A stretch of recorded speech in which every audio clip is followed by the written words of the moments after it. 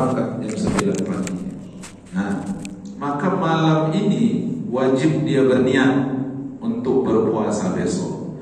Nawaitu shawma ghadin an adai fardhi syahr Ramadan hadhihi sanah lillahi ta'ala. Wajib dia berniat.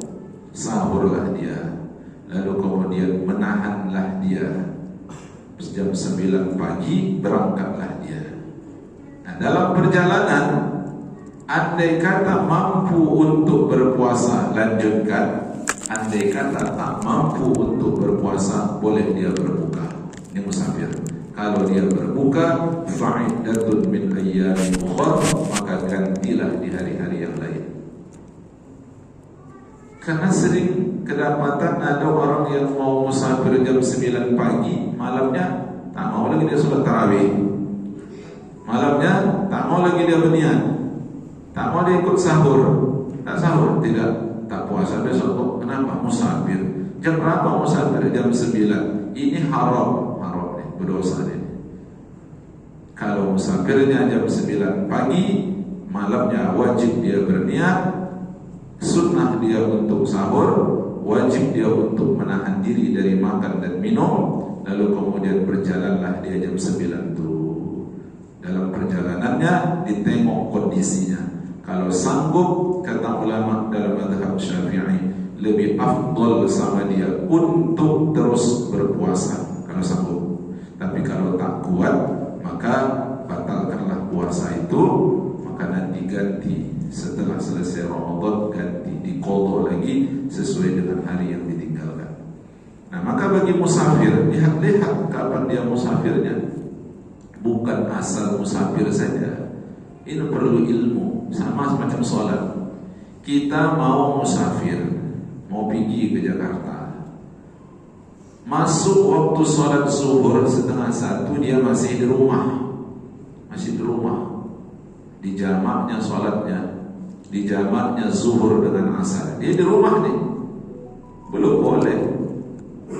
Kenapa? Karena belum muncul hukum, karena dia belum melakukan musafir.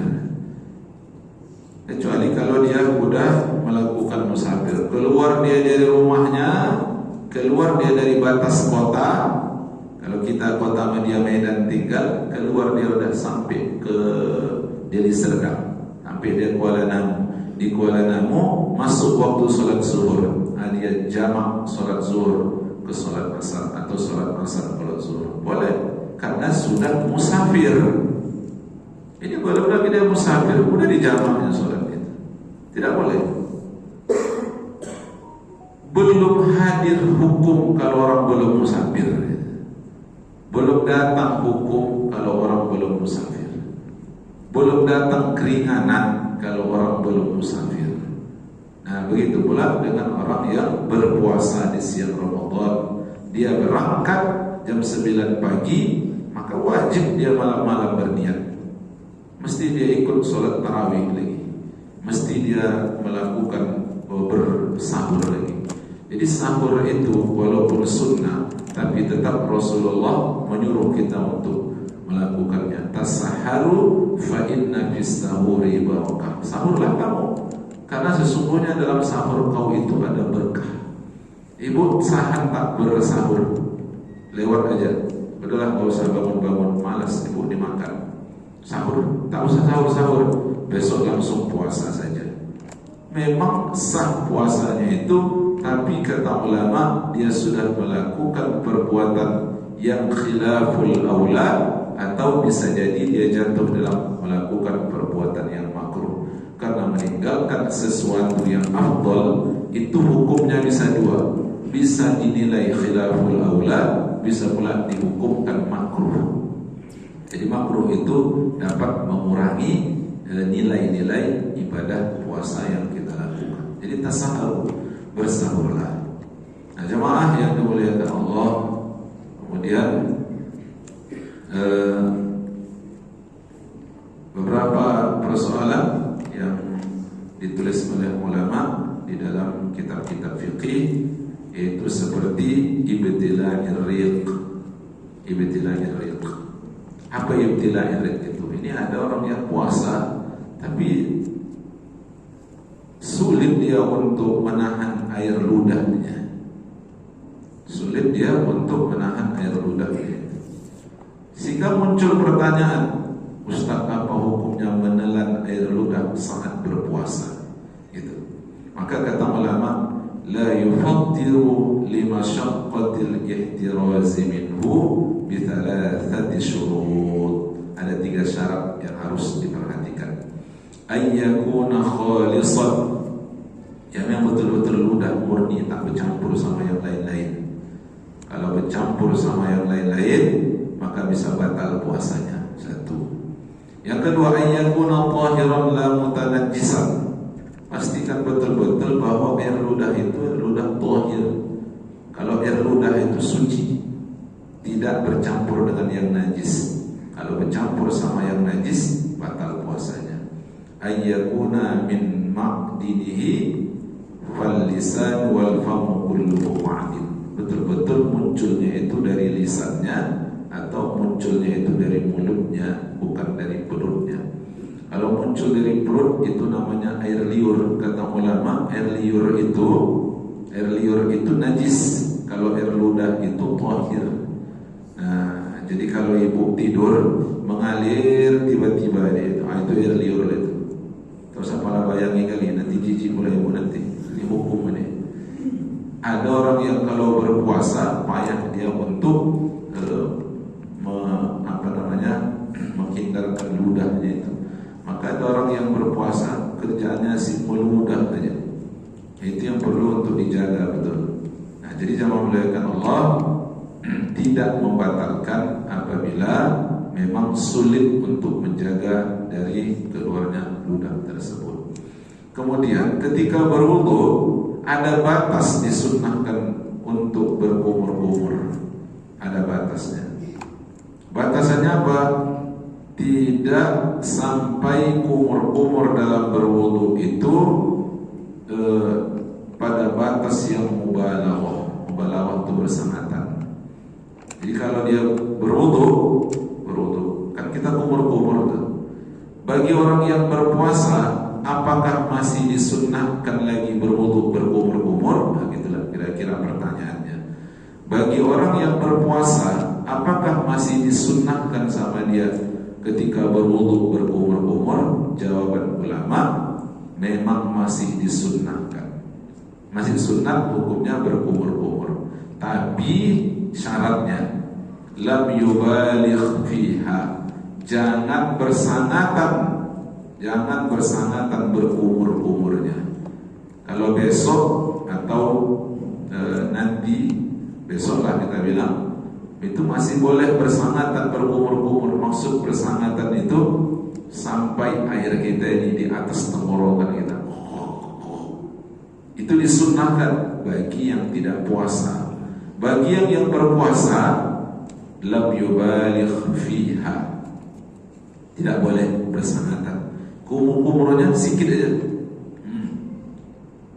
Andai kata, bahkan sebagian pendapat ulama mengatakan, jika dia merasakan nikmat dalam merasakan rasa air, karena bagi orang yang berpuasa air putih itu terasa manis.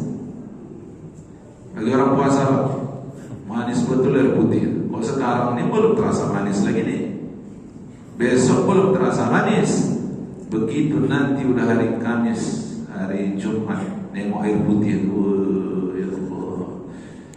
Nengok karet berkumpul pikir awak mie. Nengok lipas pikir awak kurma. Nengok tabung gas 3 kilo LPG, awak pikir kelapa muda. Pandangan itu Pak udah sama. Karena memang puasa ini menyamarkan pandangan. Puasa itu, makanya disuruh waktu berbuka itu memakan yang manis-manis. Yang dianjurkan oleh Rasulullah itu adalah kurma. Ada juga pertanyaan gini, Ustaz, mana duluan, makan atau minum? Gitu. Ini walaupun tidak begitu penting, tapi perlu juga untuk kita kaji, untuk mendapatkan afdoliyahnya, keutamaannya. Mana yang didulukan, makan atau minum? Tengok ayat Al-Quran. Kulu washrabu. Kata Allah, makanlah kamu, minumlah kamu. Jadi makan dulu baru minum. Awal minum dulu baru makan. Saking hausnya itu, wah minum dulu baru nanti makan. Kalau tengok ayat Quran tidak. Kulu washrabu. Makanlah kau dulu baru kemudian kau minum. Maka sunnahnya makanlah dulu kurma, baru kemudian disertai, setelah itu barulah kemudian minum. Karena mengamalkan ayat Al-Quran. Jadi meskipun itu bukan perintah wajib, gitu ya, mau makan dulu atau minum dulu itu tidak berpengaruh sama dosa atau tak dosa. Tapi kalau ada orang yang makan dia dulu baru dia minum, waktu ditanya, kenapa bapak mengamalkan makan dulu baru minum? Apa dia jawab? Mengikut Al-Quran. Kulu washrabu. Bapak ini berpahala. Apa sebab? Karena menyandarkan perbuatannya kepada Al-Quranul Karim. Gitu dia. Dia sandarkan perbuatannya kepada Al-Quranul Karim. Tapi kalau ada orang yang ditanya, kenapa bapak makan dulu baru kemudian minum dulu? Jawabannya, tak yang teringat aja lah. Teringat makan dulu, teringat minum. Dia tak dapatkan pahala di situ. Kenapa? Karena dia tidak menyandarkan dirinya kepada Al-Quran. Itulah bedanya itu. Orang yang menyandarkan perbuatannya dengan Quran dan tidak menyandarkan perbuatannya dengan Quran, yang menyandarkan perbuatannya dengan Quran, dia akan mendapatkan pahala. Makanya para ulama ketika dia nulis kitab-kitab, dibuka mereka Bismillahirrahmanirrahim. Abda'u kitabi hadza iqtida'an bi kitabillahi. Dijelaskan orang tuh, ku buka tulisanku ini dengan Bismillahirrahmanirrahim karena mengikut Al-Quranul Karim. Apa sebab? Karena Al-Quran dimulai dengan Al-Fatihah, Al-Fatihah dimulai dengan Bismillah. Maka mereka sandarkan perbuatan mereka dengan Quran, ada nilai pahala dari apa yang mereka lakukan itu. Jadi maka kita buat Bismillahirrahmanirrahim. Kenapa kau buka harimu dengan Bismillah?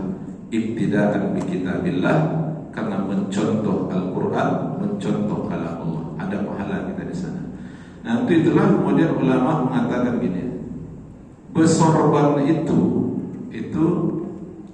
boleh kita buat, boleh pula tidak.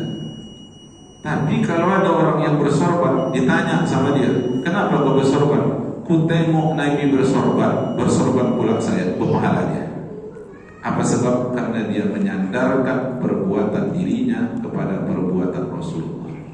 Nah, makanya Umar bin Khattab begitu dia mau mencium Hajarul Aswad, alasan dia satu-satunya yaitu karena aku tengok Nabi Muhammad menciumnya, maka aku pun menciumnya. Karena mengikut atau menyandarkan diri kepada Rasul, maka ada nilai fadilah yang luar biasa di sana. Jemaah muliakan Allah, kita ucapkan marhaban ya Ramadan, marhaban ya syahrul siyam, marhaban ya syahrul Quran. Selamat datang bulan Ramadan, selamat datang bulan Al-Quran, selamat datang bulan penuh ampunan. Mudah-mudahan Allah Ta'ala memberikan kepada kita kekuatan. Yang paling penting Allah kasih sama kita istiqomah. Bagaimana di awal, begitu pula di akhir. Demikian kajian kita ini. Mudah-mudahan apa yang disampaikan bermanfaat. Mohon maaf atas segala kekurangan. Wallahu a'lam bishawab. Wassalamualaikum warahmatullahi wabarakatuh. Bismillahirrahmanirrahim. الصلاة سنة من التراويح ركعتين جابية رحمكم الله. الصلاة لا إله إلا الله محمد رسول الله صلى الله عليه وسلم. اللهم صل